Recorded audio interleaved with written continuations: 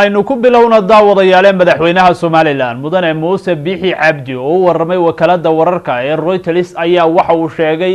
in dawladda Imaaraatku ay ciidamo isugu jira military iyo boolis ay u tababari doonto Somaliland. Muuse Biixi Cabdi madaxweynaha Somaliland oo boqosho ku jooga wadanka Imaaraatka Carabta isla markaasna kulamo la leh madaxda ugu sareysa wadankaasi ayaa wakaalada wararka ee Reuters u sheegay in Imaaraatka Carabtu uu tababarayo Somaliland ciidamo isugu jira military iyo boolis. heshiiskan ayaa madaxweynuhu waxa uu sheegay inuu rajeynayo 2 bilood gudahood lagu soo dhameeyo si hawsha loo bilaabo.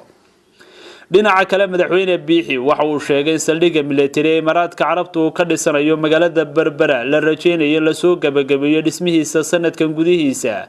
isagoo ka qayb qaadanaya marka uu dhamaado kobaca dhaqaalaha iyo ammaanka Somaliland gaar ahaan ka hortagga falalka kooxaha argagixisada sida uu sheegay madaxweynuhu. madaxweynaha Somaliland sidoo kale waxa uu kaftan ama khalad siyaasadeed ku tilmaamay go'aankii baarlamaanka Soomaaliya uu ku laalay heshiisyada dhinaca maalgashiga ee shirkadda DP World waxana uu sheegay inaan go'aankaasi wax saameyn aanu ku yeelan karin heshiiska dhinaca maalgashiga ee shirkadda DP World ay ku maalgelinayso dekedda magaalada Berbera. madaxweynaha Somaliland mudane Muuse Biixi Cabdi ayaa intaasi ku daray inuu rajeynayo dawladda Imaaraatka Carabtu ay lacag adag dhigto banka dhexe ee Somaliland inkastoo uu sheegay in arrinkaasi wili labada dhinac aanay ku heshinin.